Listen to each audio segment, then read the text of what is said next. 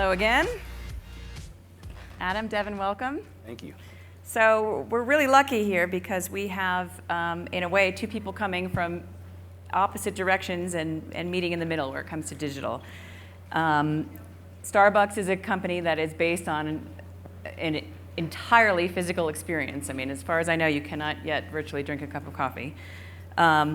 Devin's business began as a digital business and is now actually expanding into collaborations with much more bricks and mortar type of places. So why don't we start with you, Adam? What does it mean for Starbucks to be digital? Why is there a chief digital officer, and why does it matter? For Starbucks, our entire brand and everything that customers experience is based off of a relationship we have with the customer. As you mentioned, in the physical world, connection they have with the baristas, the experience they have in our stores.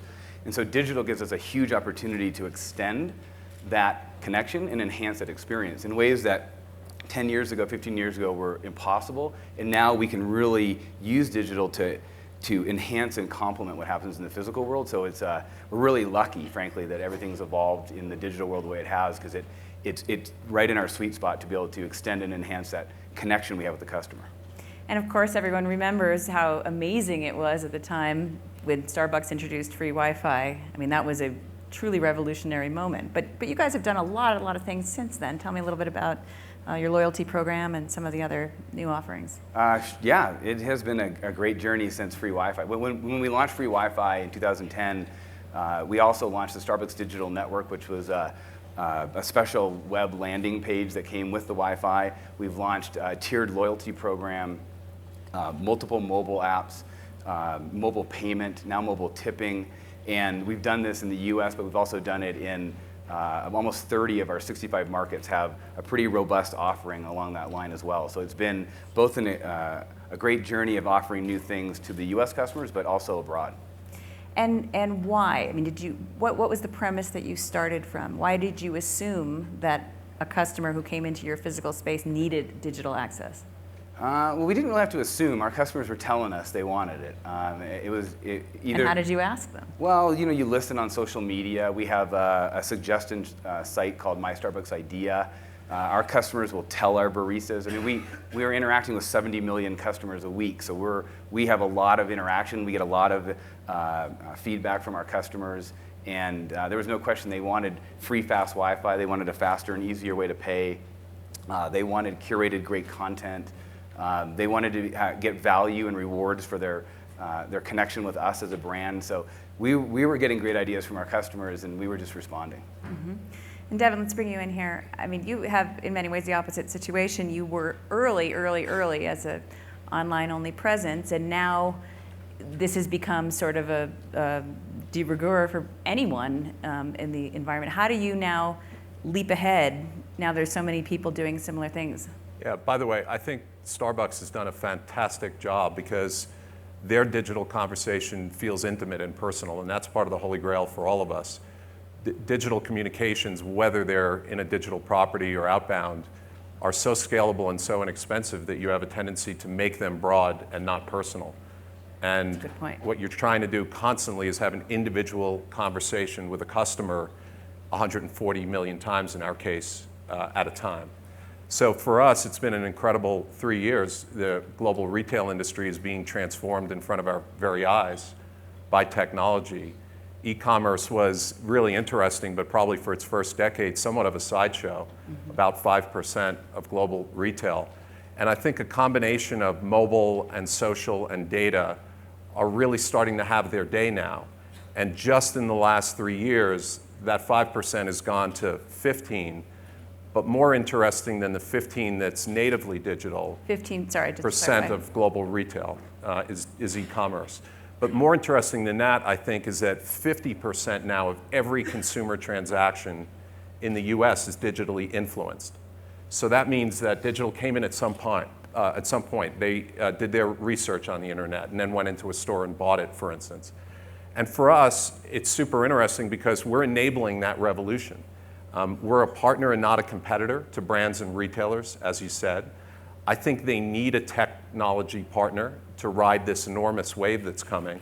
And whether that's a web store or logistics or payment, That's what eBay Inc. does. It provides those digital tools to retailers, merchants, and brands that allows them to compete in this enormous tsunami that's basically on top of us.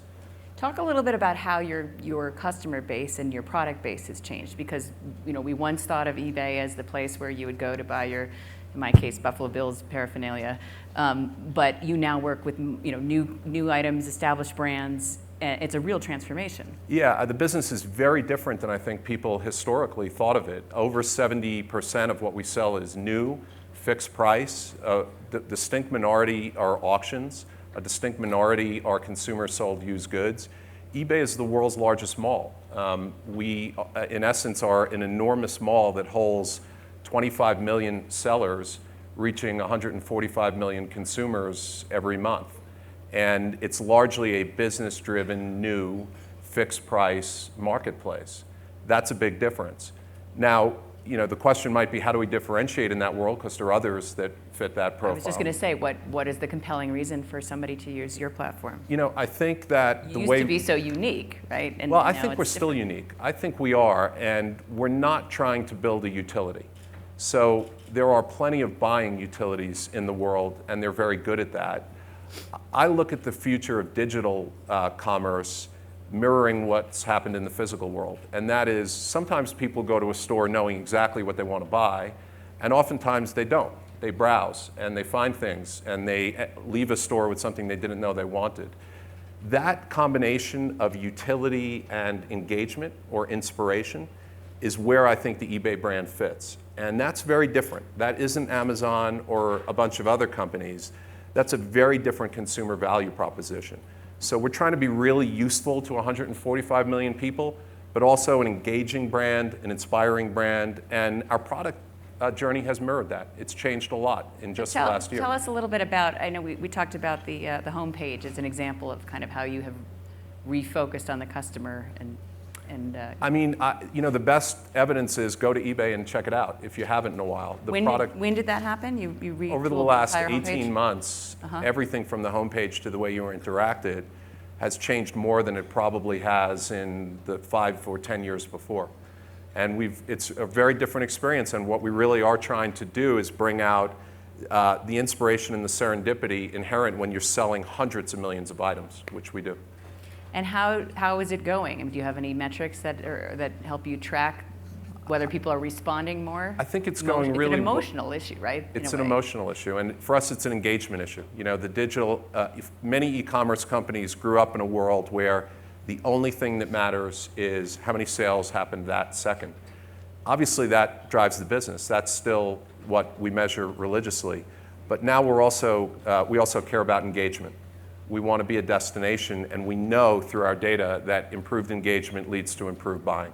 So we've seen engagement improve, and that's what we're going to keep trying to do. And I think this word destination, I think this is really where the world meets, right? Online retail was successful when it was a destination. You were excited to go there in the old days of the department store, and then we're seeing huge problems with the retail companies that aren't. But the same is true in the digital world, and I think you are actually doing some things, really interesting things with Starbucks and trying to bring the customer back in. We talked last night a little bit about some of the new things you're going to roll out, but I think it's getting at the same issue here, which is that it's an experience and a destination, whether it's physical or virtual. Yes, Starbucks, we are definitely a destination. Sometimes it's something you want to go to in the morning and then come back in the afternoon, but you always want it to be a great experience. Like Starbucks is really important. The actual experience at the stores is very important to our customers. So we have to use digital and design our digital connection points, whether they be conversations on social media to enhancing the experience to create faster and easier ways to pay or even order in the future. So talk about that a little bit. So not everybody knows what you're doing. Sure. Well, we're going to pilot the ability to order ahead using your mobile phone at a Starbucks. And so you're still in bed, and you can actually get your venti triple caffeinated latte set up. Yes. So how does it work? Well, you'll use the mobile app, and you'll it'll be connected to your current experience on the mobile app, which is you have a loyalty account, you're earning stars. You have to be a loyalty program member for yes. this. Yes, it makes a lot more sense. You've also got payment, seamless payment happening as well through the mobile app. Just like you do with mobile payment, you earn your star, you pay with your phone. Now you'll be able to order your phone. You'll be able to see which stores are participating. You'll be able to get a sense of when you should show up at the store to pick up your... So you guys actually have the technology to do the estimated wait time, and I could decide maybe I want to go on 14th Street instead of 8th Street because Correct. It's a shorter line. Yeah, that's the idea. And where are you rolling this out and when? Well, we're rolling it out in a market later this year. A market later Yes. This year. That's right. Like the third end of the year, or a small market, a city? You know, well, I don't really want to get into Do we work in this exactly when and where, just because I don't want to surprise that market right now. But it's gonna, you know, we're gonna learn a lot from the pilot and make sure that we don't, we do everything we can to make sure that just like we have in the past, that this should be a seamless enhancement to the experience that you have with Starbucks. It should make you connected more. It should also help speed the lines, provide better throughput, and a tighter connection with our customer. And if we do that right, we're going to roll it out nationally. That's really interesting, and I look forward to that. Devin, you have also a new partnership with Sotheby's, which has happened. I think there have been a couple of attempts to partner on selling fine art, but this one landed on the front page of the New York Times the other day. Why are you doing this, and why now? I think art and high-end collectibles are a really interesting segment. You could argue they are the least disrupted by technology of any consumer segment globally. And I don't Because think... you need to still look and feel, or why? Well, that's the question. And there have been plenty of attempts that have not gotten very far, including our own about a decade ago. I think there are two things. What was the mistake then? Well, I think it's a degree of market evolution, both technology and consumer trust in digital. The two things, these are emotional categories, not functional categories. People don't buy art to accomplish something, they buy art to feel a certain way. And part of that is the product experience. Can you really immerse yourself in what you're buying? And part of that is trust. If I'm going to lay out a lot of money for a painting, I want to know it's authentic.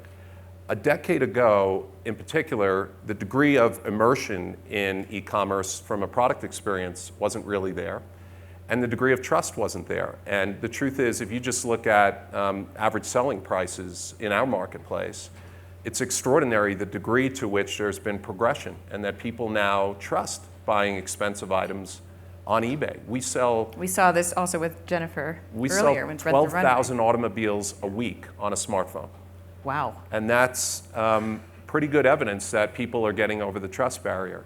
So now, with what we think will be a really immersive product experience, with enhanced consumer trust in digital, and with Sotheby's as a partner, we're going to take another try. I don't know if we'll solve it this time, but it's certainly worth an experiment. It's a $65 billion global industry that has less than 5% digital penetration. So that's amazing. The opportunity is there. This is really a new potential customer set for you. These are not people who are necessarily existing. I think it's both existing and certainly new, yeah. We're going to open it up to questions shortly. I did want to bring up cybersecurity because I think we cannot have a digital customer conversation without talking about it. And Devin, let's start with the obvious, because obviously you had a pretty major security breach of late. How do you get, it's a trust becomes the issue. It's an enormous issue. Obviously, we're living it. How do you deal with that? How do you get it back? Well, you get it back by getting it right. And we made the decision to be very aggressive and reset 140 million passwords, which we knew would disrupt the business. I don't think I've done mine yet, actually. I remember getting the email. Jennifer, yeah, I know. Email was from me. You still didn't open it?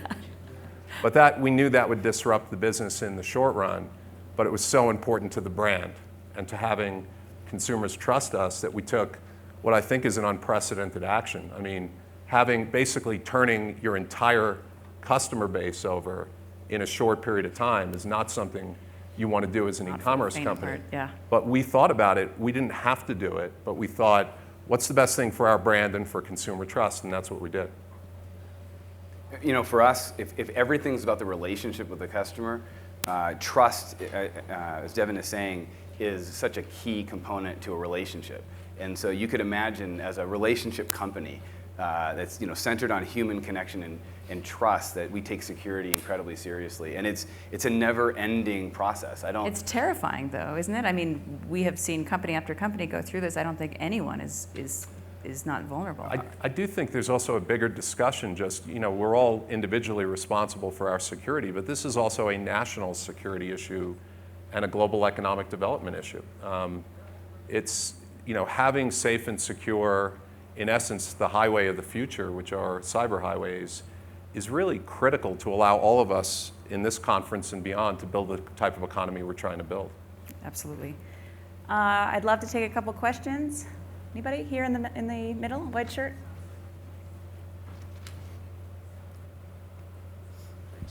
Hey, Adam, Jason from Recode. Talking about the pilot of Order Ahead, I've tried out Square's new Order Ahead in New York for coffee, and one anecdote, but had an experience where one item was ready, one item wasn't. One bad experience with that could sort of sour someone on the customer experience with Starbucks. So I'm curious sort of what processes you're putting in place to try to make sure it's a smooth experience and someone's coffee isn't cold when they get there. Yeah. Hi, Jason. That's a great question.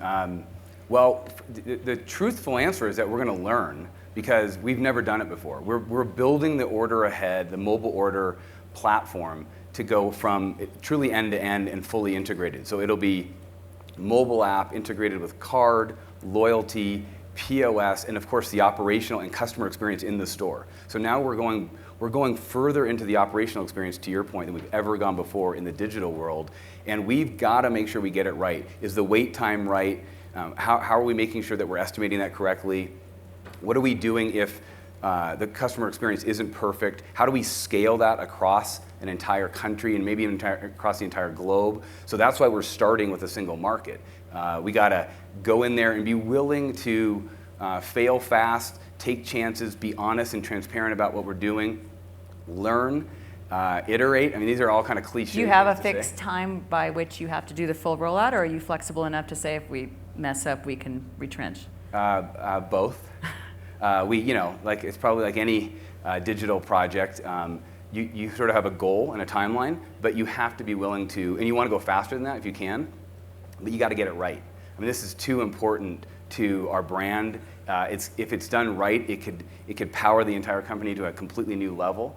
And if we don't do it right, it could hurt the brand. So we've got to make sure we get it right. We're committed to getting it right. So if it takes a little longer in the pilot phase, we'll do that.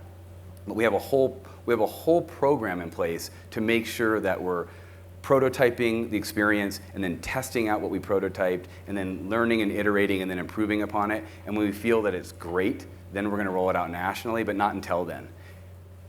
More questions? Good morning. Russ Sapienza from PwC.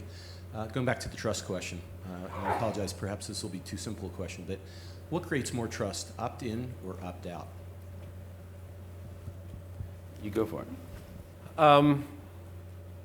I think it probably depends on what you're talking about, what the experience is. I'm not sure I'd give the same answer for every single experience. I think it's easy to say opt-in creates more trust, but I could paint a scenario where opting everyone in, if it was something like keeping data secure, keeping information private, might actually be a better solution. So I think I'd probably ask what use case you have in mind before I answered the question.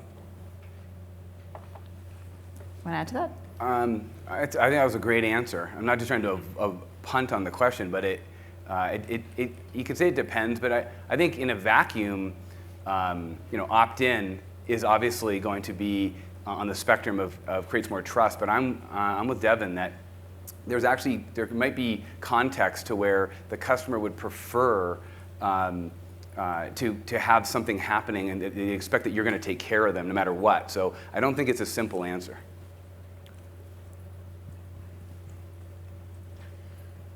Question for both of you, Adam and Devin. Adam, Howard Schultz, the founder of Starbucks, continues to be is the CEO, and Devin, Pierre Berge remains the chairman of eBay.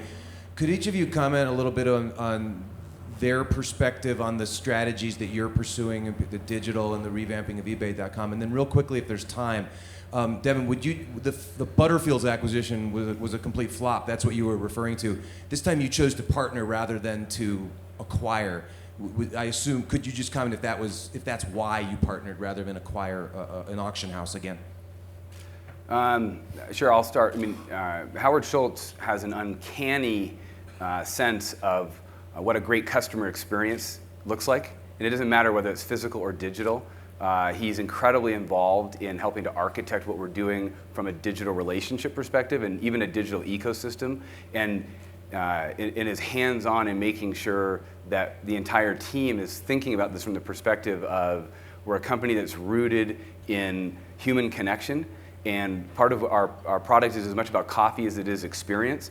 And that is true in the digital world as much as the physical world. So, what does that mean literally? I mean, how directly involved is he, for example, in this initiative? He's as directly involved as anybody could ever be. He reviews everything. He's up to speed on pretty much every detail. To Jason's question, he understands that we've got to get this right. And so, how are we crafting a pilot versus, and what do success criteria look like? He even looks at the designs. He's a hand, but Howard does that with everything in our business. Digital is no exception, but I'm lucky to work for a CEO and chairman that is constantly wanting to push the envelope, is willing to take chances, willing to be entrepreneurial, and that allows us to really get out there and push the envelope and do things that we hope are going to improve the customer experience. Pierre is in a slightly different position. He's obviously non-executive chairman of our board. For one, every board meeting I feel lucky to have access to him, to get some time with him. If you know him, he's an extraordinary guy. He's now one of the world's great philanthropists, and he's obviously involved at the board level, and it's just been terrific it's one of the reasons I'm at eBay is Pierre's continuing involvement as at least chairman of the board. To the Butterfields thing, yeah, I mean, I think, look, Butterfields didn't work 12 years ago. It was probably a good idea before its time. And the partnership with Sotheby's is not without risk. I think there have been multiple attempts at this market that haven't succeeded. But it's worth it. It's worth a try. I think conditions have changed. And we think Sotheby's is a great partner, and we're going to take a swing at it. But it is definitely not without risk. There's a long littered roadmap of folks that have tried to transform art and high-end collectibles. But I think both the mood of the consumer and the state of technology have evolved enough that this may be the moment to get it right. We have time for one more quick question. Anyone? Okay. Oh, there's one right there. Others? For Starbucks, if the customer experience is so important and you retail in your shop, and now you're going to make it possible for whiz in and whiz out with a very hot coffee, how does that's not really an experience, it's just speed. I'm just curious if you guys are making this up as something that your customers want and you're anticipating that, or if actually you did a lot of research to suggest that they want this opportunity. I'm glad you brought up the topic. First of all, we're not making it up. It's one of the top most requested features or areas of development that our customers have asked us to develop. And that's been true for years. And we've realized how hard it is, number one, just to get it right. And number two, to make sure that we don't lose the human connection that happens when your barista a lot of times knows you. And even if they don't know you, there's that great moment where the barista's making your day because they're getting your coffee right and they're connecting with you. We have to make sure that in this mobile ordering scenario, that connection is not only still there, but there's actually digital gives us the opportunity to make that stronger. I mean, now you've got, you're logged in on your loyalty account, you sent your order ahead. There's an opportunity for, on an opt-in basis, for the barista to even maybe know who you are and call out your name and have that same level of connection at the handoff plane that you've had at the ordering station. And frankly, there's more opportunity for connection at the handoff plane because the ordering station has all these, you're ordering and there's people behind you, and There's the mechanics of payment, and we've made it easier with mobile payment. But we're excited that if we get this right, this not only is just as good of a moment of connection that our customers want, but it actually can improve it. Great. I think we will leave it at that. I thank both of you so much. Adam, Devin, thank you for being here. Thanks For having us.